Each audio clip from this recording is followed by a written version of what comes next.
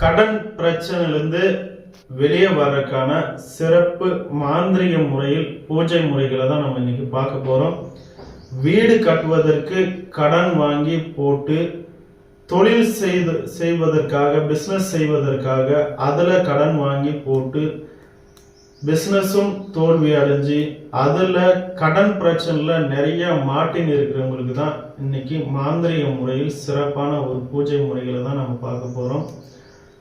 நிறைய இன்னைக்கு பாத்தீங்கன்னாக்கா கடன் பிரச்சனைல அவங்க இஎம்ஐ கட்ட முடியாம மேலும் மேலும் அதாவது தொழில கடனை போட்டுட்டு வீடு கட்டிட்டு அதை இஎம்ஐ கட்ட முடியாம மேலும் மேலும் கடன் வாங்கி அதுல திருப்பி அடைக்க முடியாத பிரச்சனை நிறைய வருதுன்னு சொல்லிட்டு இன்னைக்கு நிறைய குடும்பத்துல பிரச்சனை நிறைய நடந்துன்னு இருக்கு. அதனால நிறைய பேர் இறந்து போயிருக்காங்க.